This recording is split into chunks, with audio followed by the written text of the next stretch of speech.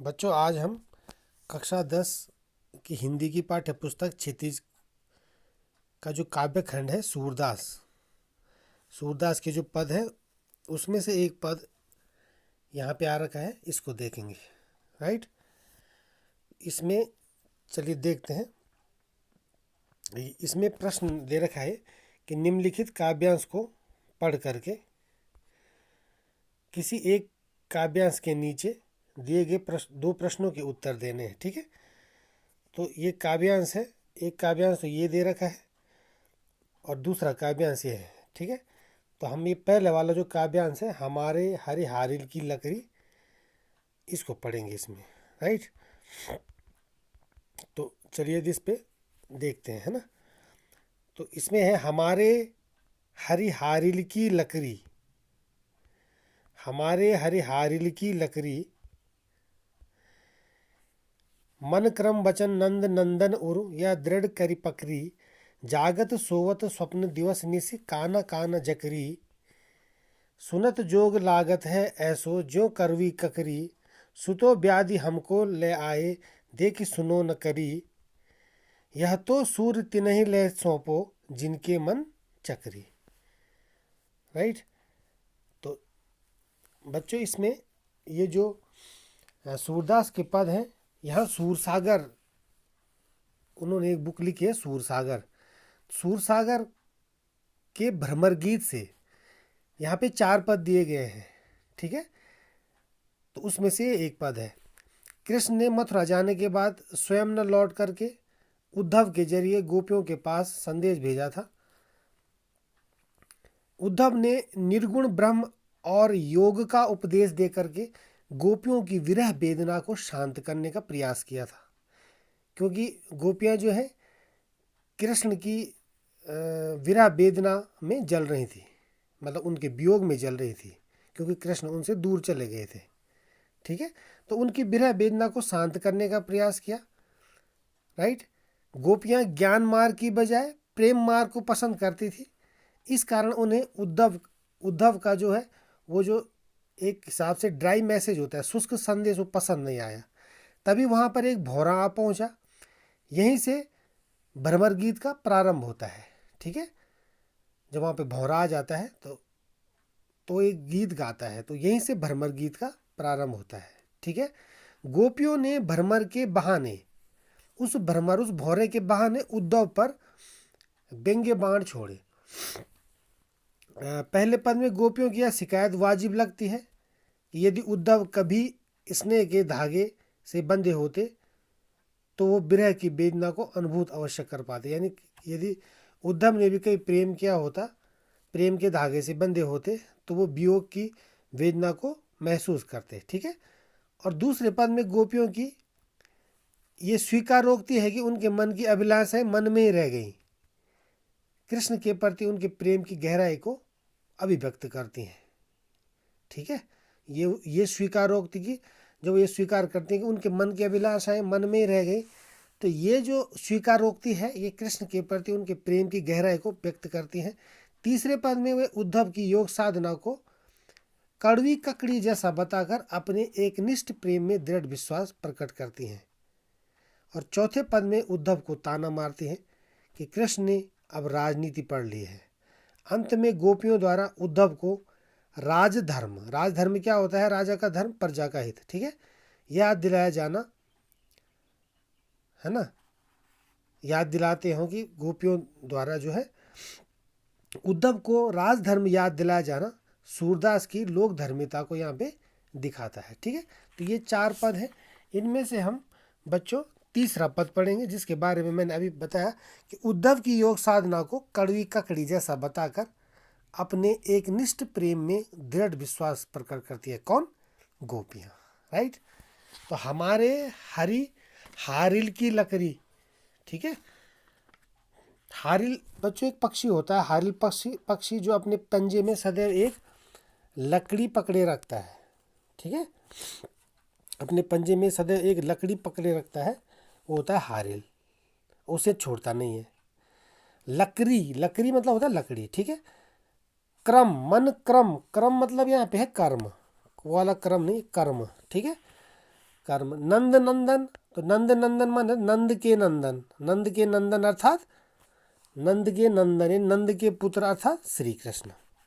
नंद नंदन मतलब होता है श्री कृष्ण, राइट। उर, उर माने आप जानते हैं, सुनत जोग जा लागत है ऐसो जो करवी ककरी, सुतो व्याधि हमको ले आए देखी देखी सुनी न करी। तो उर माने होता है हृदय, ये है उर, ठीक है। उर मीन्स हृदय। जकरी, जकरी माने होता है रटती है, काना काना जकरी माने काना काना वो रटती है, ठीक है। और कड़वी ककड़ी बता दिया, कड़वी ककड़ी। सु, सु मीन्स होता है वह, सु मीन्स वह। व्याधि माने होता है रोग, व्याधि माने रोग या क्लेश कह सकते हैं। तिनहि, तिनहि माने होता है उनको, तिनहि ले सौंपो, तिनहि माने उनको, तिनहि मीन्स उनको, ठीक है। मन चक्री, जिनके जिनके मन चक्री, तो मन चक्री माने होता है बच्चों को बच्चों के खेलने की चकई के समान सदैव अस्थिर रहने वाला मन, ठीक है। जैसे बच्चे जो खेलने की चकई होती है उसके वो हमेशा अस्थिर रहता है, ऐसे ही उस चकई के समान अस्थिर रहने वाला मन, चंचल रहने वाला मन, ठीक है। तो ये कुछ वर्ड मीनिंग थे, अब देखते हैं इस पे, ठीक है बच्चों। तो इसमें गोपियां कहती हैं कि हे भ्रमर, भ्रमर मतलब यहाँ पे उद्धव को कह रही हैं, क्योंकि वहाँ पे भौरा आ जाता है तो वो उसके माध्यम से उस पे ताना कसती हैं, व्यंग्य कसती हैं कि हे भ्रमर यानी हे उद्धव, श्री कृष्ण हमारे लिए हारिल पक्षी की लकड़ी के समान है, ठीक है। जिस प्रकार हारिल, ये है ना हमारे हरि हारिल की लकड़ी, है ना, जिस प्रकार हारिल पक्षी अपने पंजों में हर समय लकड़ी दबाए रहता है, अर्थात वो लकड़ी का साथ नहीं छोड़ता है, उसी प्रकार मन मन क्रम वचन नंद नंदन उर या दृढ़ करी पकड़ी। उसी प्रकार नंद जी के पुत्र, कौन, नंद नंदन, नंद जी के पुत्र यानी श्री कृष्ण को हमने अपने क्या मन क्रम वचन में यानी हृदय में मन वचन और कर्म से धारण कर लिया है, ठीक है। जिस प्रकार गोपियां कहते हैं हे भ्रमर, हे उद्धव, भ्रमर का आप लिखोगे हे भ्रमर, हे भ्रमर, तो आप ब्रैकेट में बच्चों उद्धव भी लिख दोगे, ठीक है, क्योंकि ये उद्धव के लिए कह रही हैं। भ्रमर एक भौरे की तरह वहाँ पे आया है मैसेज देने के लिए, वहाँ पे भौरे भी आ जाता है तो उसी भौरे को माध्यम मान करके वो व्यंग्य कसती हैं कि हे भ्रमर यानी हे उद्धव, श्री कृष्ण हमारे लिए हारिल की लकड़ी के समान है। जिस प्रकार हारिल पक्षी अपने पंजों में हर समय लकड़ी दबाए रहता है, अर्थात उसका साथ नहीं छोड़ता, उसी प्रकार नंद जी के पुत्र अर्थात श्री कृष्ण को हमने अपने क्या हृदय में मन वचन और कर्म से धारण कर लिया है, ठीक है। काना काना जकरी, और हम क्या कर रहे हैं, काना काना जपते हैं, काना काना जपते हैं, ठीक है। जकरी मैंने बताया था अभी रटती रहती है, काना काना रटती रहते हैं, जपते रहते हैं। सुनत जोग लागत है ऐसो जो करवी ककरी, ठीक है। मतलब ऊपर जैसे इसमें देखो कि जागत सोवत स्वप्न दिवस निसी, ये नहीं बताया ना, यानी जागते सोते सपने में, दिन में, रात में, ठीक है।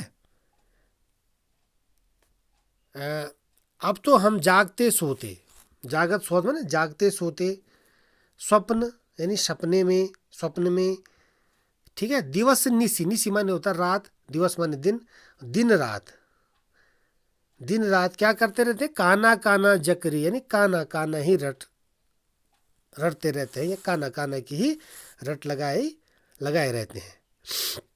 अर्थात अब हम हर चेतन अचेतन अवस्था में, ठीक है, मतलब सोते जागते का मतलब यह है कि चेतन और अचेतन अवस्था में हम कृष्ण कृष्ण जपती रहती हैं, ठीक है, सोते समय हम अचेतन हो जाते हैं ना, तो और जागते समय हम चेत जाते हैं।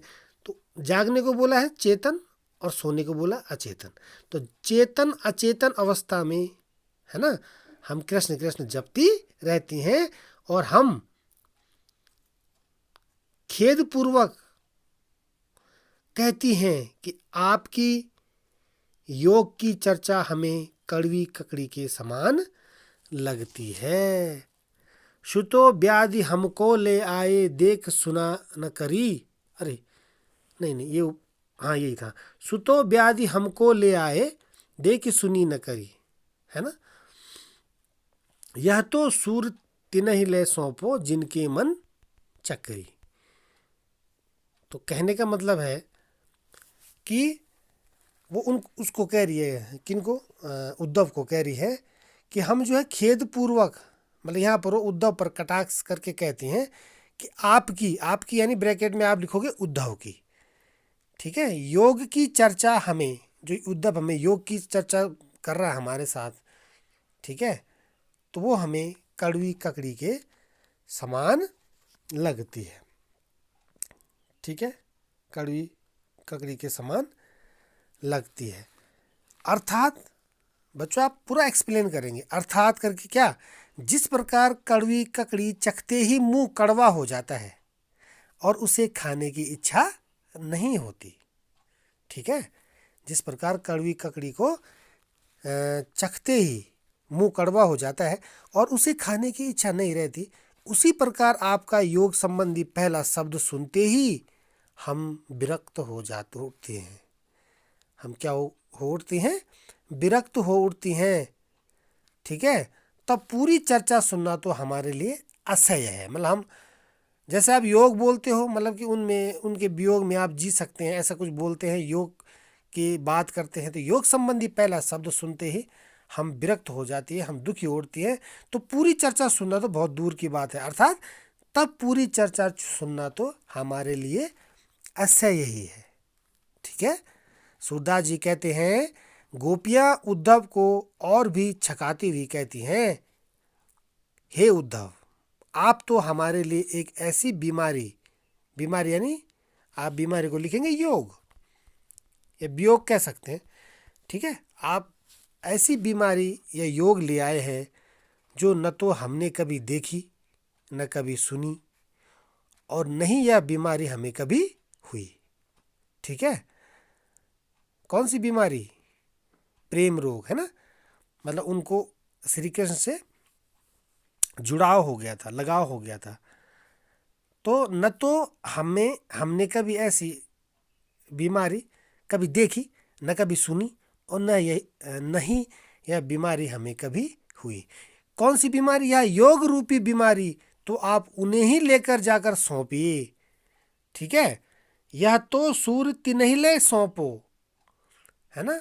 तो सूर मतलब यहाँ पे क्या है, सूरदास जी कहते हैं कि यह तो तिन्हि लो ले सौंपो, यानी यह योग रूपी बीमारी तो आप उन्हीं को ले जाकर सौंपिए जिनके मन चक्री। ठीक है, जिनके मन चक्री के समान चलायमान है, यानी श्री कृष्ण जी को कह रहे हैं उनका मन चक्री की तरह अस्थिर है। तो जिनका मन चक्री के समान चलायमान है, अस्थिर है, उन्हीं को आप ये बीमारी ले जाकर सौंप दीजिए, ऐसा सूरदास जी कहते हैं। यानी गोपियों के कहने का यह तात्पर्य है। आप बेटा इसको एक्सप्लेन करेंगे आगे कि गोपियों के कहने का तात्पर्य क्या है, कि योग साधना उनके लिए आवश्यक होती है जिनका चित्त चंचल होता है। ठीक है भाई, योग किसके लिए जरूरी होता है, जिसका मन चंचल होता है, जिसका चित्त चंचल होता है। तो हमने तो प्रभु कृष्ण के स्मरण में, उनकी याद में पहले ही चित्त को स्थिर कर लिया है। चित्त माने मन। हमने तो उनकी याद में, उनके स्मरण में पहले ही अपने चित्त को यानी मन को स्थिर कर लिया है। ठीक है, इसलिए हमें योग साधना की आवश्यकता ही नहीं है। ठीक है, मतलब योग साधना उनके लिए आवश्यक होती है जिनका चित्त चंचल होता है। तो हमने तो प्रभु कृष्ण के स्मरण में पहले ही चित्त को स्थिर कर लिया है, इसलिए हमें योग साधना की आवश्यकता ही नहीं है। ठीक है बच्चों, तो इसका अगर भावार्थ लिखने के लिए आएगा तो आप इस तरह से इसको एक्सप्लेन करेंगे, ठीक है। लेकिन यहाँ पे बोल रहा है कि काव्यांश के नीचे दिए गए किन्हीं दो प्रश्नों के उत्तर दीजिए। तो पहला प्रश्न है, कवि गोपियों ने हारिल की लकड़ी कौन है और गोपियों के लिए गोपियों के लिए हारिल की लकड़ी कौन है और किस रूप में है, स्पष्ट कीजिए, ठीक है। तो मैंने बताया अभी आपको कि गोपियों के लिए हारिल की लकड़ी कौन है। हारिल की लकड़ी कहती है ना कि हे भ्रमर श्री कृष्ण हमारे लिए हारिल पक्ष की लकड़ी के समान है। तो गोपियों के लिए हारिल की लकड़ी श्री कृष्ण जी हैं, ठीक है। और क्यों है वो? इसलिए है कि जिस प्रकार हारिल पक्षी अपने पंजों में हर समय लकड़ी दबाए रहता है, अर्थात उसका साथ नहीं छोड़ता, उसी प्रकार नंद जी के पुत्र अर्थात श्री कृष्ण को हमने अपने हृदय में मन वचन और कर्म से धारण कर लिया है, ठीक है। इतना हो जाएगा, ठीक है बच्चों।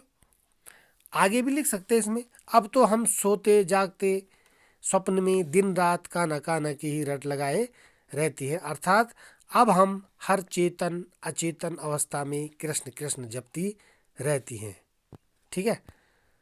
ये है। दूसरा है खा वाला, देखेंगे गोपियों के लिए करवी ककरी की तरह क्या लगता है और क्यों, ठीक है। तो आप लिखेंगे गोपियों के लिए करवी ककरी की तरह योग लगता है। भाई योग की चर्चा उन्हें कड़वी ककड़ी के समान लगता है, अर्थात जिस प्रकार कड़वी ककड़ी चखते ही मुंह कड़वा हो जाता है, उसे खाने की इच्छा नहीं रहती, उसी प्रकार जो उद्धव उनका योग संबंधी पहला शब्द उद्धव का है ना, सुनते ही गोपियां विरक्त हो उठती हैं, यानी तब उनके लिए पूरी चर्चा सुनना असहनीय हो जाता है, राइट। ये है। अगला है गोपियों के लिए व्याधि का क्या आशय है।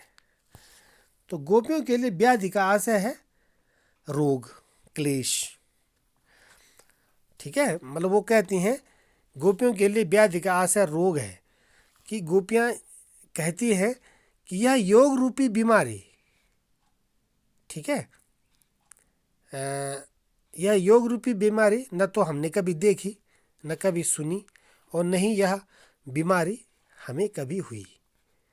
यह योग रूपी बीमारी तो आप उन्हें ही लेकर जाइए जिनके मन चक्री के समान चलायमान है, अर्थात श्री कृष्ण के लिए लेकर जाइए। गोपियों के कहने का ये तात्पर्य है कि योग साधना उनके लिए आवश्यक होती है जिनका चित्त चंचल होता है।